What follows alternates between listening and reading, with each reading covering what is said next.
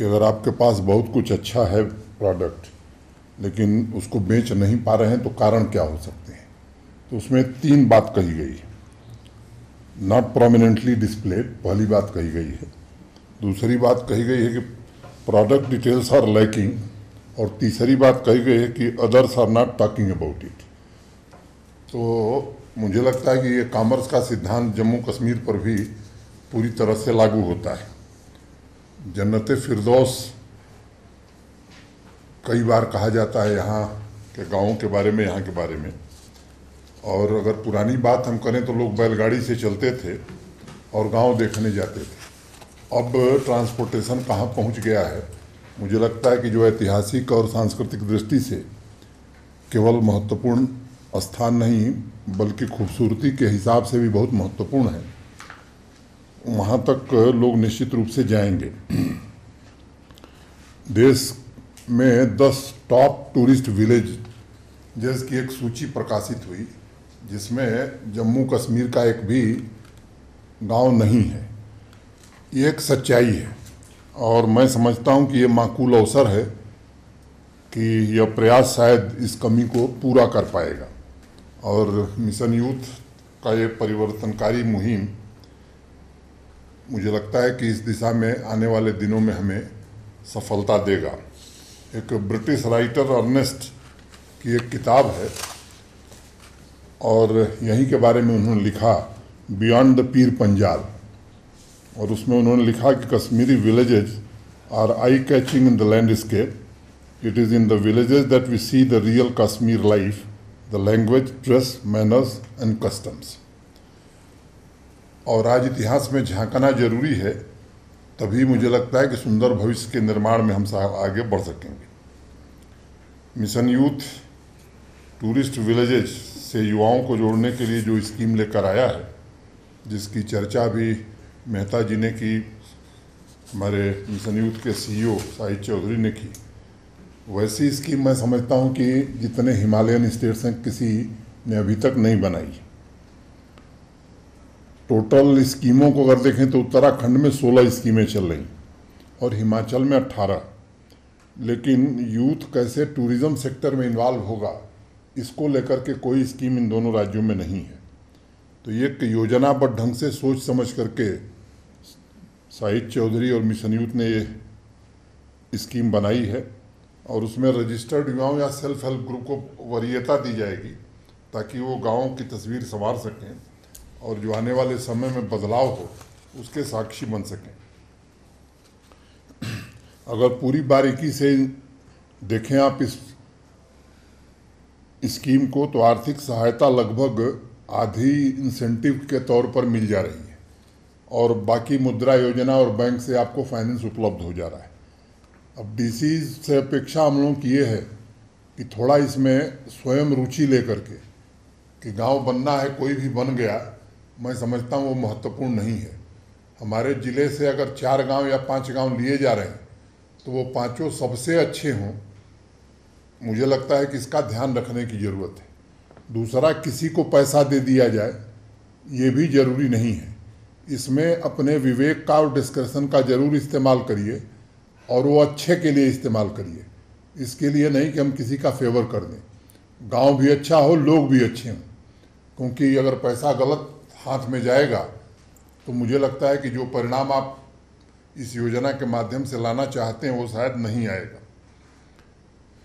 Process के बारे में डिटेल में साहिद चौधरी जी ने बताया और मेहता साहब ने बहुत विस्तार से इस इनिशिएटिव के बारे में हम सबके सामने अपना पक्ष रखा है। मैं उसके डिटेल में नहीं जाना चाहता हूं, लेकिन रूरल इकोनॉमी की दृष्टि से, जॉब क्रिएशन की दृष्टि से और कम्युनिटी को मजबूत बनाने की दृष्टि से, यूथ और महिलाओं को एम्पावर करने की दृष्टि से मैं समझता हूं कि अगर इस कार्यक्रम को सफलतापूर्वक हम लोगों ने इम्प्लीमेंट किया तो इससे एक बड़ा परिवर्तन हम ला सकते हैं।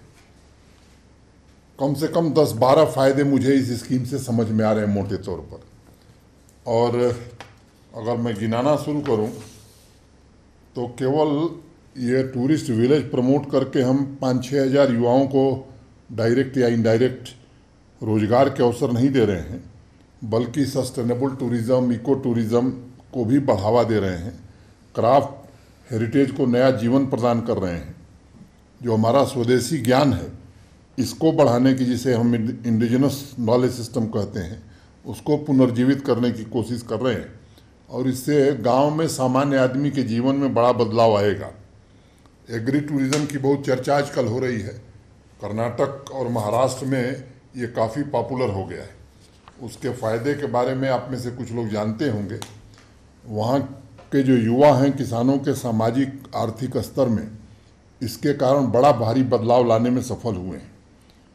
अब एडवेंचर टूरिज़्म का भी एक बड़ा माध्यम हो सकता है। एक सज्जन अभी आए थे मुझसे, 3 दिन पहले मिल कर के गए थे, विदेश में काम करते थे, नाम उनका मुझे ध्यान है, संतोष ओझा, और बड़े पदों पर काम करने के बाद अभी 3-4 दिन पहले ही मुझे मिलने आए थे। तो ऐसे स्थानों पर वो कश्मीर वैली में जा रहे हैं जिसका नाम ही मैंने नहीं सुना था। तो मैंने उनसे पूछा कि आप वहाँ क्यों जा रहे हैं? तो उन्होंने कहा, साहब ये मैंने अपनी आदत पिछले 3 साल से बना ली है। मैं लेबनान भी गया था, मेरी पत्नी ने कहा कि यहाँ जाने की ज़रूरत क्या है, लेकिन मैं पत्नी को लेकर गया था और यहाँ भी ऐसे स्थानों पर लोग अब जाना चाहते हैं जिनका नाम हम में से कोई नहीं जानता है। तो मुझे लगता है कि इसकी असीम संभावनाएं हैं और एक पूरा रूरल टूरिज़्म का सर्किट जम्मू कश्मीर में हम इसके माध्यम से बना सकते हैं। जिस प्रकार से जम्मू कश्मीर में टूरिस्ट इन्फ्लक्स आ रहा है, अगर आप आंकड़े देखें तो मुझे लगता है कि जुलाई महीने में 10.5 लाख, अगस्त महीने में 11,20,000 से ज़्यादा लोग आए। तो इस प्रयास से मैं मानता हूं कि जो टॉप 10 टूरिस्ट विलेजेज हैं उनमें कम से कम 2-3 तो इस साल, 1 साल के बाद जम्मू कश्मीर से ही होंगे, अगर इस स्कीम को हमने ठीक से प्रमोट किया। अब इसमें मुझे लगता है कि सबका मिल करके कन्वर्जेंस की बड़ी ज़रूरत है। सामान्य रूप से व्यवहार में देखने में ये आता है कि हम कोई स्कीम शुरू करते हैं, अब शाहिद चौधरी ने शुरू किया तो उन्हीं का काम है, ऐसा मानने की ज़रूरत नहीं है। हमारे जो बाकी डिपार्टमेंट हैं, ख़ास तौर से टूरिज़्म है, हैंडीक्राफ्ट है, इन लोगों को इससे जुड़ना होगा। जो गांव चयनित होते हैं उन गाँव का इंफ्रास्ट्रक्चर ठीक हो जाए, मैंने वहाँ जाने आने के रास्ते ठीक हो जाएं, तो इन विभागों से भी तालमेल करने की ज़रूरत है।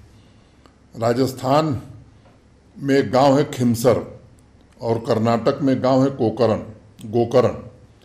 अब पूरे देश में अगर आप क्लिक करेंगे, मैं भी देख रहा था, तो इन गाँवों की चर्चा इतनी देश में हो रही है। मुझे लगता है कि ऐसे गांव जम्मू कश्मीर में ढेर सारे बनाए जा सकते हैं और जिन गाँव ने अपनी पहचान बनाई इस दृष्टि से, वहाँ के 70-80% लोगों का जीवन पूरी तरह बदल गया है, आर्थिक रूप से भी, सामाजिक रूप से भी।